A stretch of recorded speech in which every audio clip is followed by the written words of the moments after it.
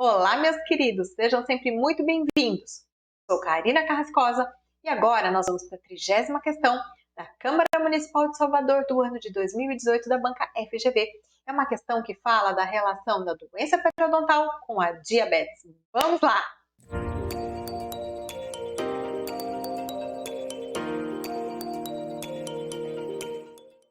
O que diz essa questão?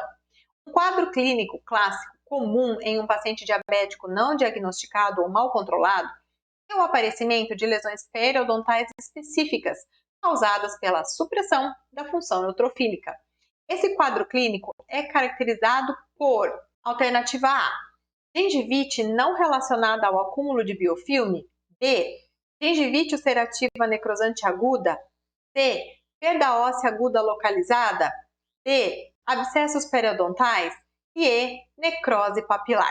Meus queridos, aproveita este momento, deixa o seu like, se inscreve no canal caso você não seja inscrito e ativa o sininho para receber a notificação de novas resoluções de questões. A questão não era complicada, é o tipo de questão ou sabe ou não sabe. Mas eu gostaria de aproveitar essa oportunidade para relembrar um pouquinho com vocês como que se dá essa relação da diabetes com a doença periodontal, porque tem caído com muita frequência em provas de concurso público. Então vamos lá, a gente sabe que a diabetes aumenta o risco para o desenvolvimento de periodontite.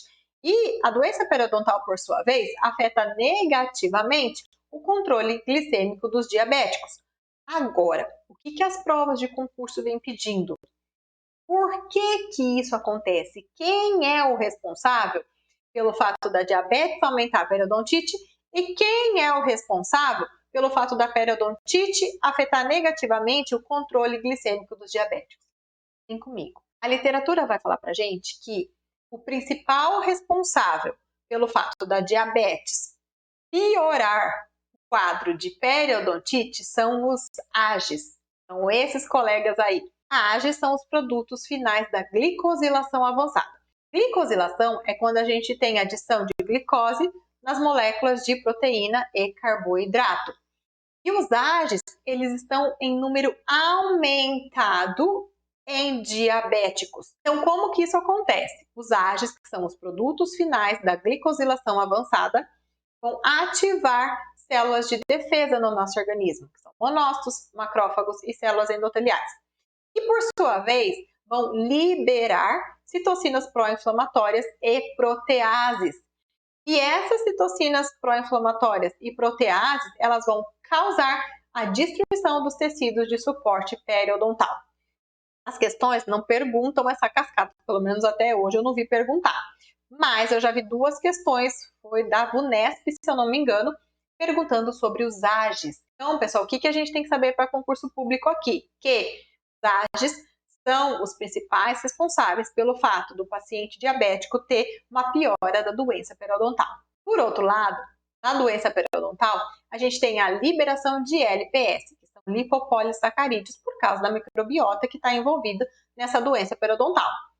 Esses LPS, eles vão ativar o TLR4.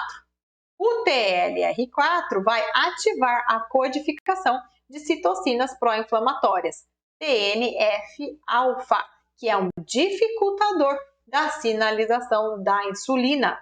Por isso que um paciente com periodontite pode ter uma piora no controle do quadro glicêmico. Então, quando a gente volta para esse esqueminha, por que o diabetes aumenta o risco para o desenvolvimento da periodontite? Porque os diabéticos têm maior quantidade de AGEs, produtos finais de glicosilação avançada. Ponto. É isso que a gente precisa saber para concurso, pelo menos até agora.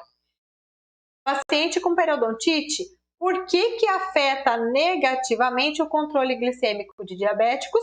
Por causa da liberação de TNF-alfa. É isso que a gente precisa saber para concurso público. Guardem isso, principalmente em relação aos AGEs. E aí, quando a gente volta para a nossa questão, ele quer saber um quadro clínico clássico comum em paciente diabético não diagnosticado ou mal controlado. Ele quer saber qual lesão periodontal específica é causada pela supressão da função neutrofílica em pacientes diabéticos. É um quadro clássico comum em pacientes diabéticos. Bom, aqui a gente tem gengivite não relacionada ao acúmulo de placa, não tem nada a ver com a diabetes. A gente tem uma listinha lá naquela nova classificação de 2018, é uma lista imensa de gengivites não relacionadas ao acúmulo de biofilme. Dá uma lidinha lá, nenhuma está relacionada à ocorrência de diabetes. A gengivite ulcerativa necrosante aguda na B e a necrose papilar na E estão associadas aos casos de GUNA, né? E não tem relação com paciente diabético. E aí a gente tem perda óssea aguda localizada e abscessos periodontais. A gente tem perda óssea? Sim, nós temos, no caso do paciente diabético, mas ela não é aguda e localizada. Geralmente é um caso crônico e generalizado. Por isso que a alternativa C está incorreta. E aí a gente fica com os abscessos periodontais, que é um quadro clínico clássico comum em paciente diabético. A gente tem que guardar essa informação. Espero que vocês tenham relembrado esse assunto. Agradeço a sua companhia aqui comigo mais uma vez e te vejo numa próxima questão. Tchau!